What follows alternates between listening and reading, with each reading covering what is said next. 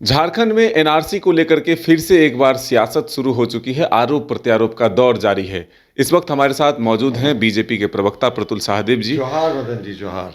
प्रतुल जी, JMM ने फिर से एक बार निशाना साधा है। बाबूलाल जी कहते हैं बार बार कि जब हमारी सरकार आएगी तो हम मिनी एनआरसी लाएंगे, लेकिन अब जेएमएम कह रही है कि बीजेपी में ही पहले एनआरसी लाने की ज़रूरत है, क्योंकि घुसपैठिए जो है तमाम पोस्ट पर जो है अपना कब्जा जमा लिए। देखिए, ये तो कुछ भी बोल देने वाली बात हुई, जबकि इनको सच्चाई अच्छे से पता है। एनआरसी आखिर क्या है, और ये बीजेपी का ऑफिशियल स्टैंड है जो बाबूलाल मरांडी जी बोल रहे हैं। हमारे प्रदेश अध्यक्ष भी हैं और कद्दावर नेता हैं इस प्रदेश के। उनके कैलिबर का तो कोई दूसरा नेता है नहीं प्रदेश में।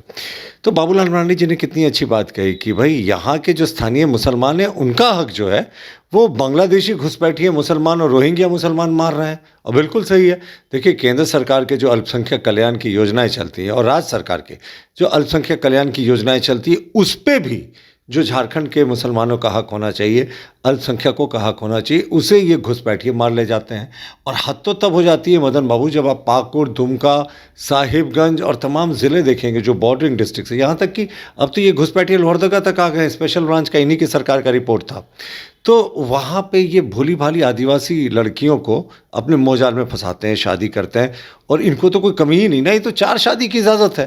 तो एक बेचारी किसी भोली वाली आदिवासी से भी कर लिया, और उसके ज़रिए ये ज़मीन की खरीद बिक्री करते हैं, ज़मीन के मालिक बन जाते हैं, अपना बिजनेस खड़ा कर लेते हैं उस आदिवासी ज़मीन पर, और उसके अतिरिक्त जो स्थानीय निकाय है, पंचायत है, उस पर काबिज हो जाते हैं।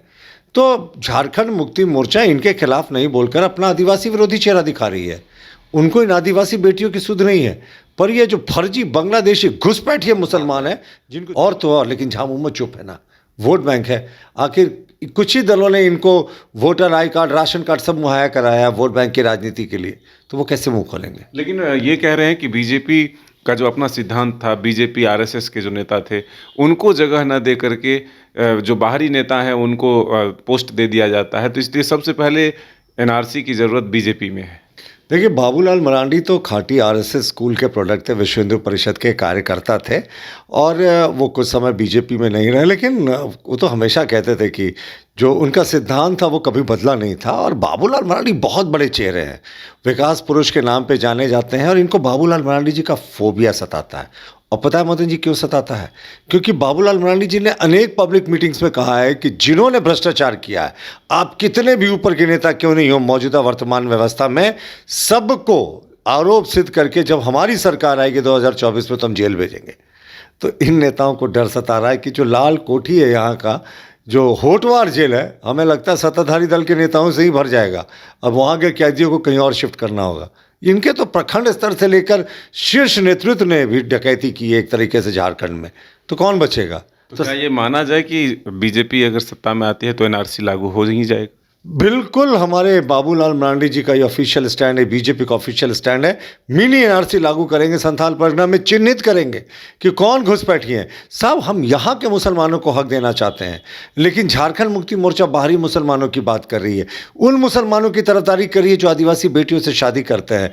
और मिनी एनआरसी करके इनको हम खदेड़ेंगे, मैंने कहा ना, खदेड़ा जाएगा। झारखंड में घुसपैठिए बर्दाश्त नहीं। तो बिल्कुल आपने सुना कि किस तरह से अगर बीजेपी की सरकार आने वाले वक्त में झारखंड में आती है तो मिनी एनआरसी लागू होगी, और जो बाहर से लोग यहाँ आकर बसे हैं उन्हें यहाँ से भेजा जाएगा। अपने सहयोगी नितिन के साथ Madan Singh, news bye scope, Ranchi.